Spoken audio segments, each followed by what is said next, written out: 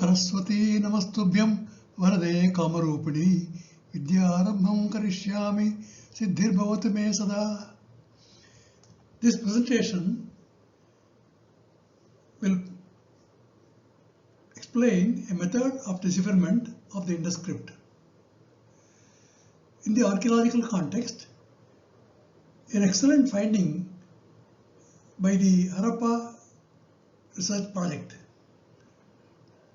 of Harvard University and other institutions found a number of working platforms which are circular in nature.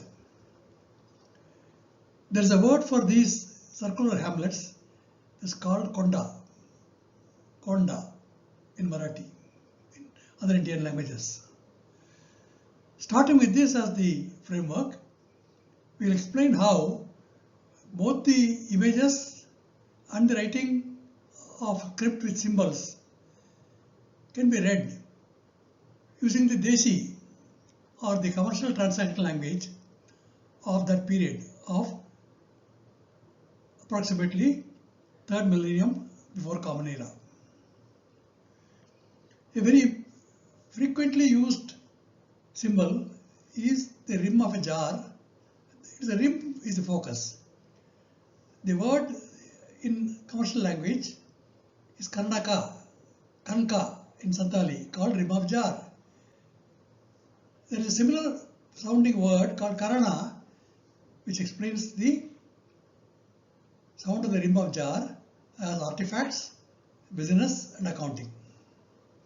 Similarly, the one horn of the young bull, which is spiny and forward thrusting, is represented by the word singin, a unique word for the nature of the horn.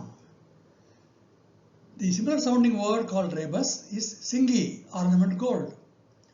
So the young bull with this one horn is from a konda, a circular hamlet or village, archaeologically attested as circular working platforms of Harappa. We will explore this further with a number of examples.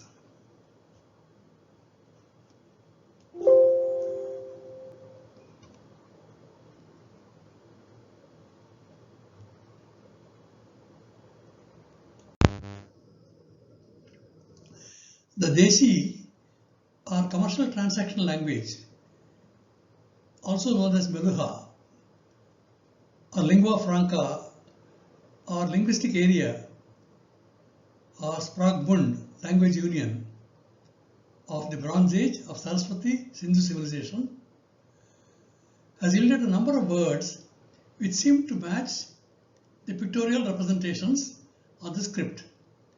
They have been documented in 3 volumes called the Epigraphia Indus Script, Hypertext and Meanings. There is a statement in Tolkappiyam that the Karanam accounting system was introduced to control the accuracy of transactions in maritime trading. I have given the quote from Tolkappiyam, Poruladhigaram 145.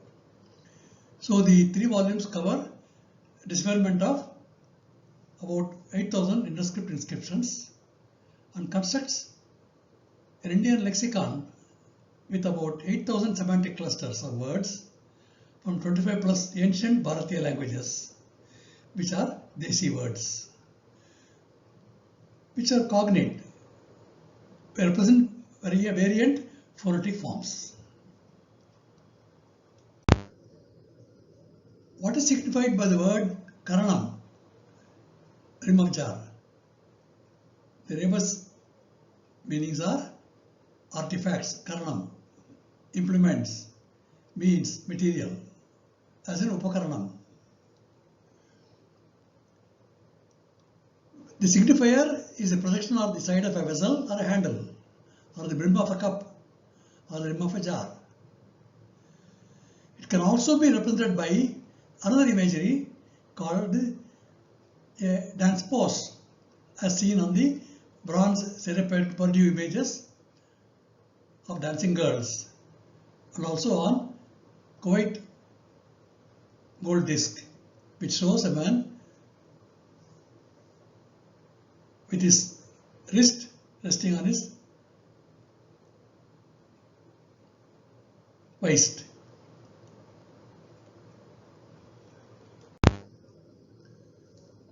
A large seal discovered by HARP team shows this young bull in front of a standard device.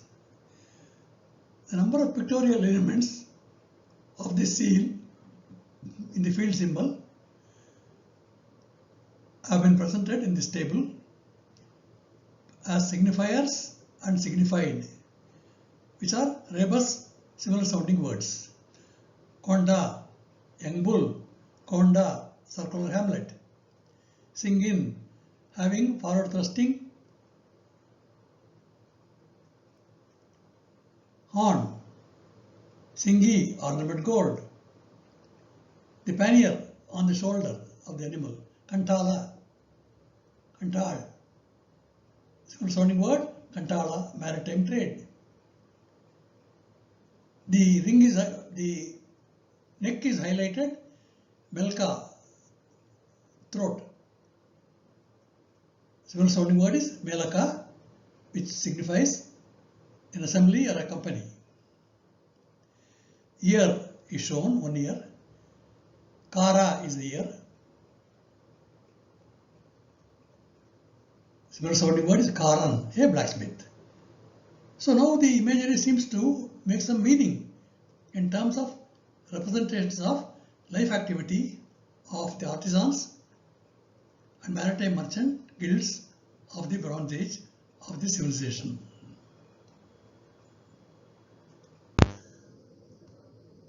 HARP team discovered a large seal which shows the young bull in front of a standard device in a very vivid orthography. It shows Konda, young bull. The similar sounding word which signified is Konda, a circular hamlet. Maybe the circular working platforms of Harappa, which might have had huts. The horn, singin, forward thrusting, spiny. Similar sounding word, singi, ornament gold. The pannier on the shoulder, kantala. Similar sounding word, kantala, maritime trade. The throat is highlighted with two lines. Meluhha, throat. Similar sounding, Meluhha, a company, an assembly. The ear is highlighted. Kara, ear. Rebus, Karan, a blacksmith.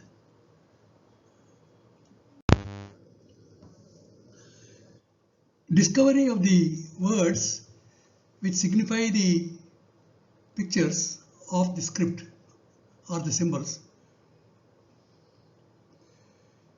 has been made possible by an Indian lexicon which was constructed for 25 plus ancient languages of Bharat, which included families of Indo-Aryan, Dravidian and Mundarika linguistic families. The words were organized into semantic clusters, about 8,000 of them, in a number of categories, which may enable us to read the word related to represent a picture, like the young bull, or the ear, or the horn. The list of languages that were covered in the dictionary, called the Indian lexicon, are listed on this slide.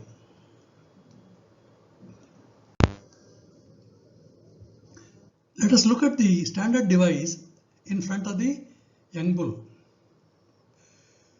This also is shown on the Kuwait gold disc in two segments, the upper register and lower register, to which the two bulls are tied. The tree is a kuti. The hedge of the tree is a vritti hedge. Kuti vritti, smelter business.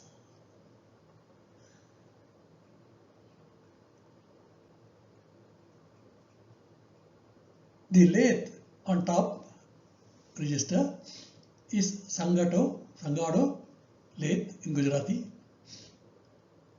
At the bottom vessel is a portable furnace called Kammata in Telugu.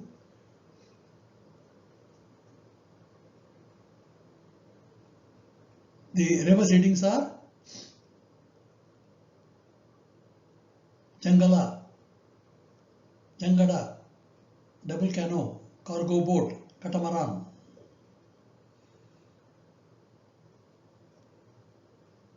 Similarly, the rebus for the word Kammata, portable furnace, is Kammata, mint, coiner, coinage. A characteristic feature of the writing system is a composition of pictorial elements. For example, on this seal, the human face is attached to the body of a young bull, with the trunk of an elephant shown like a hand wearing wristlets, and the horns of a zebu, scars on the neck, and a tail which looks like a serpent. The rear portion of the animal is shown like a tiger's legs, tiger paws, and the thigh is highlighted to indicate the word Tanka. Rebus word is Tankashala. The mint, working with metals, minerals as a guild, working with magnetite ore, which is the zebu, by a blacksmith or a group of blacksmiths of the guild, are signified by this image.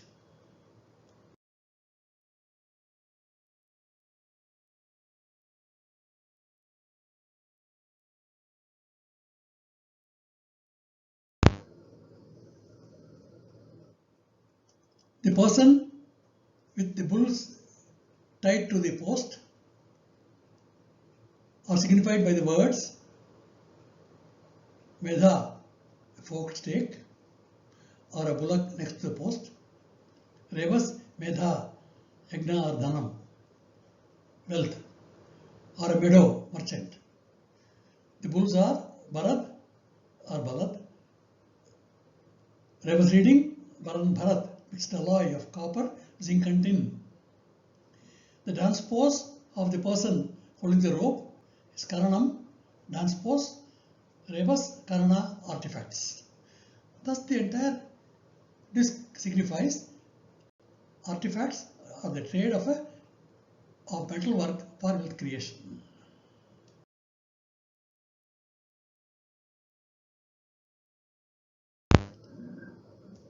Looking further at the elements of the standard device, we find a tablet which seems to describe the functions of the standard device. A bead is flanked on both sides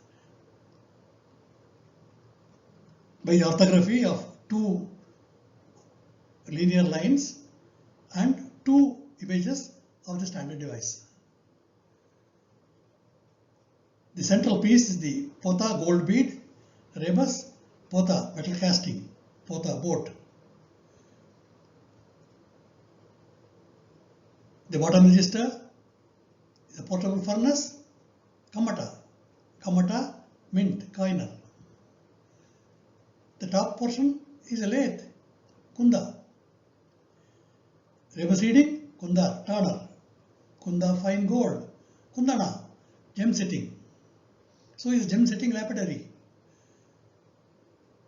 Then the bottom vessel is also called a churning container, Kantala. Rebus, Kantala, boat, maritime boat. Joined parts of these two parts of the lathe and the portable container is called Sangada, joined parts. Rebus reading, Jangala, double canoe, or Jangada, maritime double canoe, cargo boat, catamaran. The pairing is represented by the word Dula. Rebus reading, Dul, metal casting. The tree is shown on the other side of the tablet. Kuti tree, vritti hedge. Kuti vritti, smelter profession.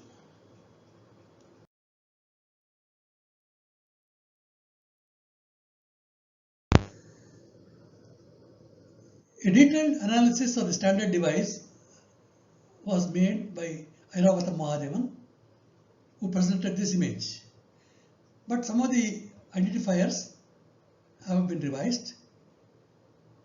You can see the number of parts, about 12 parts, which have been identified, which explain the process involved in working with a lathe, in creating a perforated bead, or working with types of minerals and metals, like goti, laterite ferrite ore, or goti, a lump of silver, which are signified by the pebbles, dots.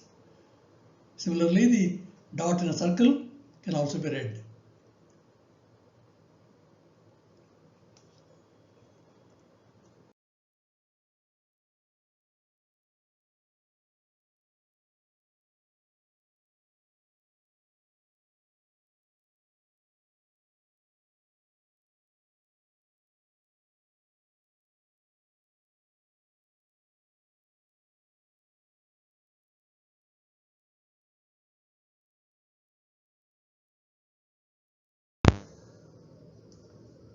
The animals are signifiers of meaning.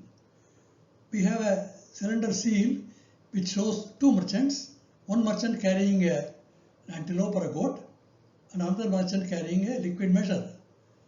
Both the words can be read related to trade in copper and tin.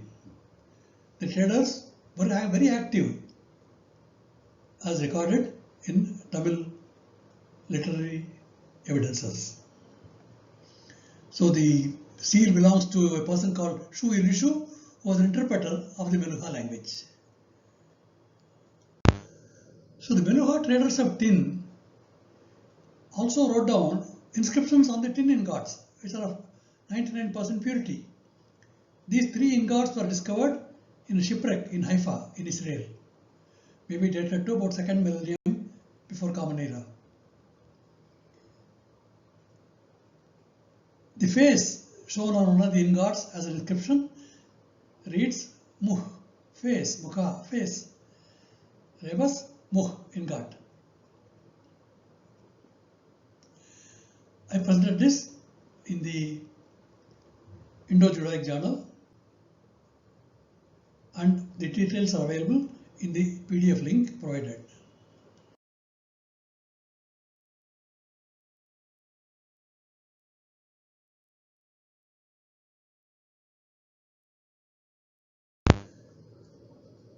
The current drums are relatable to the area of the Mekong, Irrawaddy, Salween, Himalayan rivers, which constitute the river basins with the largest tin belt of the globe.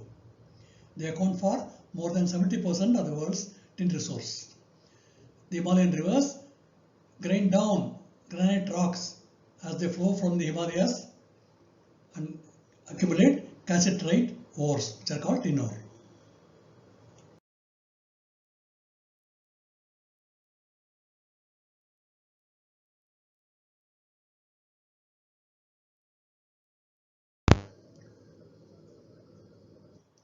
Now we are able to demonstrate with about 9,000 inscriptions of the civilization how the wealth of the nation was created prior to one common era. Here is a bar chart made from one common era to 2000 common era by Angus Madison, which shows that India accounted for 33% of the world GDP in one common era. So prior to this, for millennia, there has been a lot of artisanal and trade activity by the Indian artisans who created the wealth of the nation, which may explain why India was the richest nation of the world and a maritime power of those times, which predated the Silk Road by at least 2 millennia. Namaskar.